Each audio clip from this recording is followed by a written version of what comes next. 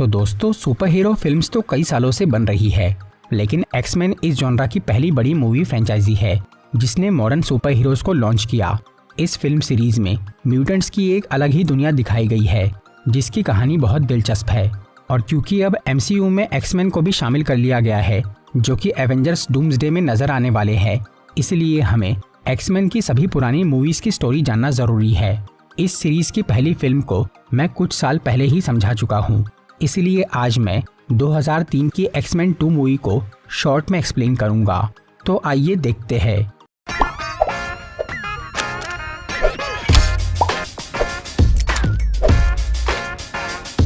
इस मूवी की story X Men 1 के कुछ टाइम बाद की है। वुल्वरीन यानी लोगन एक शक्तिशाली अमर म्यूटेंट जो कि कई सालों से बिना याददाश्त के घूम रहा था। वो अपना अतीत जानने के लिए काफी भटकता है, लेकिन उसे कुछ पता नहीं चलता। इसलिए वो प्रोफेसर एक्स यानी चार्ल्स जेवियर की म्यूटेंट स्कूल में वापस लौट जाता है और अब वो उनकी mutant super hero team X Men का परमानेंट मेंबर बन जाता है। दूसरी तरफ दुनिया में अब भी आम इंसान और म्यूटेंट्स के बीच तनाव चल रहा था। तभी एक दिन कर्ट वागनर यानी नाइट क्रॉलर नाम का एक म्यूटेंट जिसके पास टेलीपोर्ट होने की पावर थी, वो अमेरिका के प्रेसिडेंट पे जानलेवा हमला कर देता है, पर वहाँ के गार्ड्स उसे घायल करके भगा देते हैं।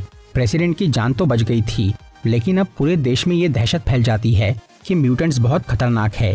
पर सच तो ये था कि नाइट क्रॉलर वाला वो हमला विलियम स्ट्राइकर नाम के एक आदमी ने करवाया था जो कि एक मिलिट्री साइंटिस्ट था और उसके पास माइंड कंट्रोल करने वाला एक केमिकल था जिसकी मदद से स्ट्राइकर ने कर्ट वागनर का ब्रेन वॉश किया और उसे राष्ट्रपति की जान लेने भेज दिया। स्ट्राइकर असल में म्यूटेंट से नफरत करता था क्योंकि उसका खुद का बेटा एक म्यूटेंट था जिससे परेशान होकर उसकी बीवी ने आत्महत्या कर ली थी। इसलिए अब स्ट्राइकर ने प्रेसिडेंट पे एक म्यूटेंट से हमला करवाया ताकि इससे डरकर वो उनके खिलाफ कोई कदम उठाए। फिर उस हमले के बाद राष्ट्रपति खुद विलियम को मिलने के लिए बुलाते हैं क्योंकि उसने म्यूटेंट्स के ऊपर काफी रिसर्च और एक्सपेरिमेंट किए थे, जिसकी वजह से प्रेसिडेंट स्ट्राइकर को उस मामले की जांच करने बोलते हैं। और इस मौके का फायदा उठाकर विलियम म्यूटेंट्स की स्कूल में घुसने और उन्हें पकड़ने की परमिशन ले लेता है। उधर प्रोफेसर एक्स अपने साथियों से राष्ट्रपति पे हुए उस हमले की चर्चा कर रहे थे और उन सबको ये शक था कि वो हमला एरिक लेंशियर यानी मैग्नीटो ने करवाया है जो कि मेटल को काबू करने वाला एक म्यूटेंट है और वो आम इंसानों से नफरत करता है। इसीलिए प्रोफेसर मैग्नीटो से मिलकर इस बारे में बात करना चाहते थे, जो कि अभी एक प्लास्टिक से बनी जेल में कैद था क्योंकि उसने पिछली मूवी में एक बड़ी साजिश की थी। चार्ल्स जेवियर एरिक के अलावा उस म्यूटेंट से भी बात करना चाहते थे जिसने प्रेसिडेंट पे हमला किया था। इसीलिए वो अपनी सेरिब्रो मशीन, जिससे प्रोफेसर की दिमागी ताकत बहुत बढ़ जाती थी, उससे नाइट क्रॉलर का पता लगा लेते हैं। वो इस वक्त बॉस्टन शहर में मौजूद था, इसलिए जीन और स्टॉर्म नाम की 2 म्यूटेंट लड़कियां उसे लेने वहां जाती है और प्रोफेसर और स्कॉट यानी साइक्लॉप्स मैग्नीटो से मिलने उस प्लास्टिक जेल में जाते हैं।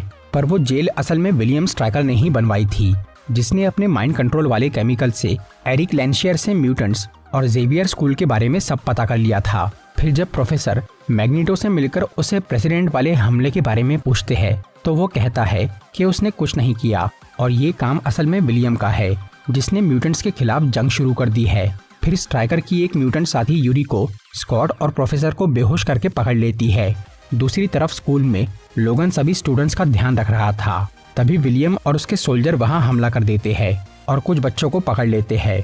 फिर कोलोसस नाम का एक म्यूटेंट कई सारे बच्चों को लेकर खुफिया रास्ते से स्कूल से निकल जाता है और लोगन कुछ सोल्जर से लड़के बॉबी, रोग और जॉन नाम के एक म्यूटेंट को बचाता है और वो चारों एक कार लेकर वहां से भाग जाते हैं। जाने से पहले लोगन की मुलाकात स्ट्राइकर से होती है जो कि उसे उसके अतीत के बारे में कुछ बोलता है।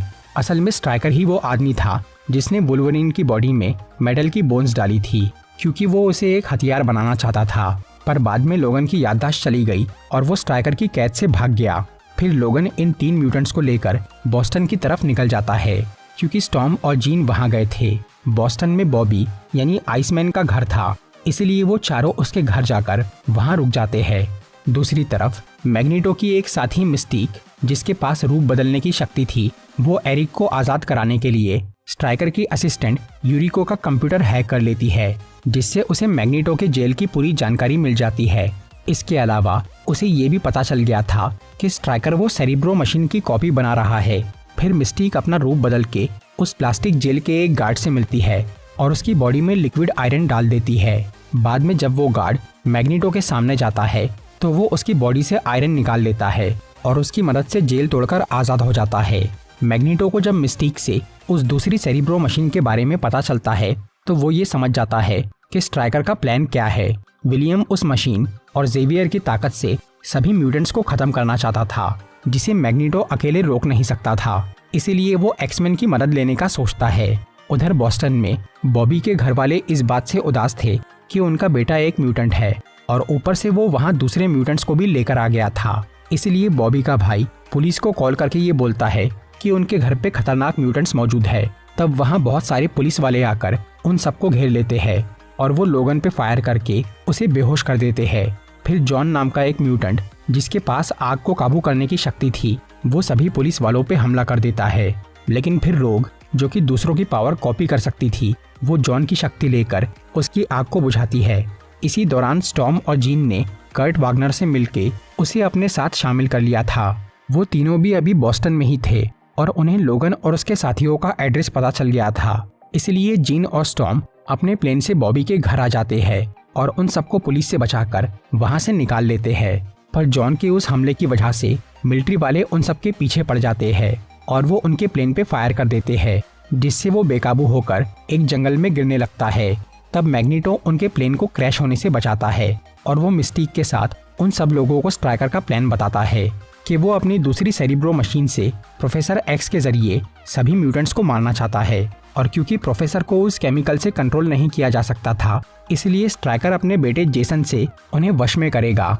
जेसन एक खतरनाक म्यूटेंट था जो कि दिमागी भ्रम पैदा करके किसी से भी कुछ भी करवा सकता था।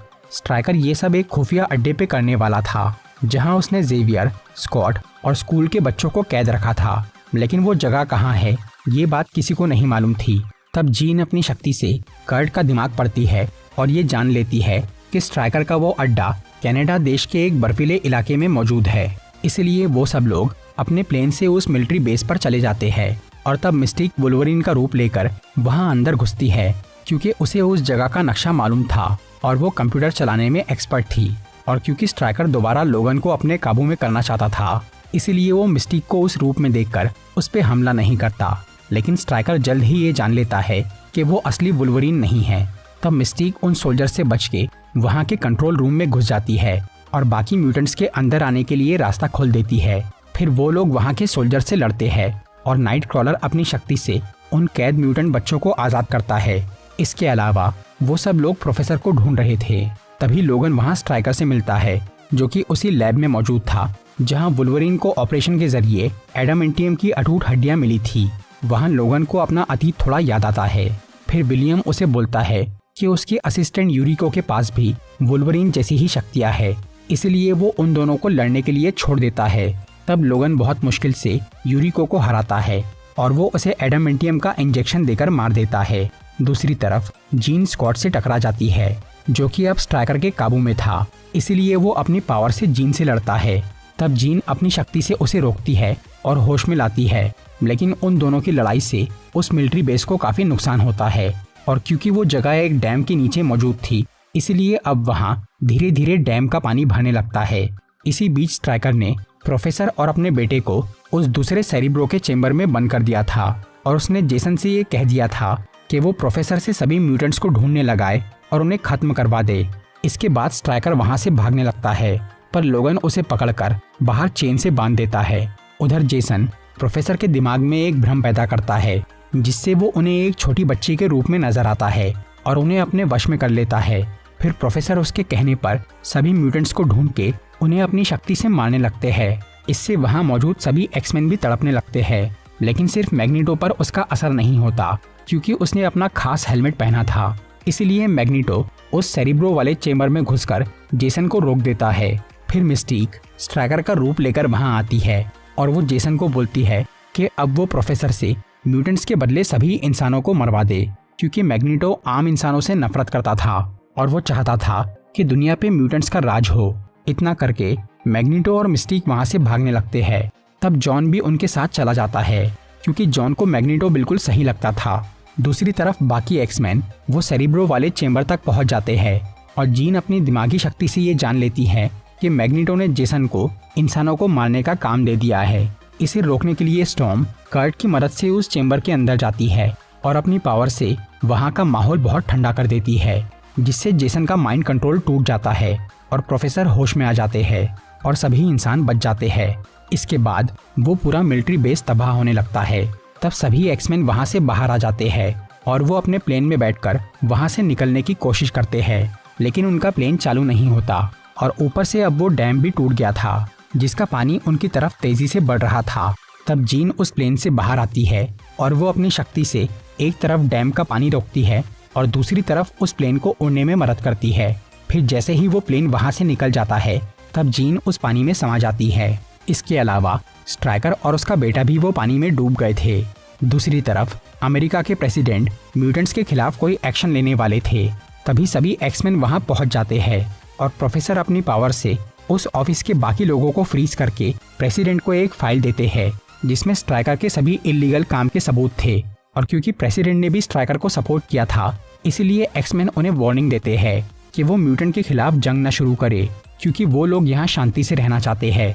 इसकी वजह से प्रेसिडेंट कोई भी एक्शन नहीं लेते और वो म्यूटेंट विरोधी सभी मामलों को बंद कर देते हैं। उधर जेवियर स्कूल में सभी लोग जीन के मरने का शोक मना रहे थे, लेकिन एंडिंग में हमें वही नदी दिखाई जाती है जहां जीन डूबी थी और उस नदी पर एक फिनिक्स जैसा शेप नजर आता है, जो कि जीन की शक्ति का निशान है, क्योंकि वो मरी नहीं थी। तो दोस्तों, ये था एक्समैन 2 मूवी का एक्सप्लेनेशन। अगर आपको ये वीडियो अच्छी लगी हो तो इसे लाइक और शेयर ज़रूर करिए और ऐसी ही इंटरेस्टिंग वीडियोस देखने के लिए सब्सक्राइब कीजिए हमारा चैनल और इस बेल आइकन को दबाइए ताकि आपको हमारी वीडियोस सही टाइम पर मिल सके। I'm walking alone, the streets are empty. The only thing I can see is my own silhouette. I'm getting stronger, step by step. The clock is ticking, but there's no time for me.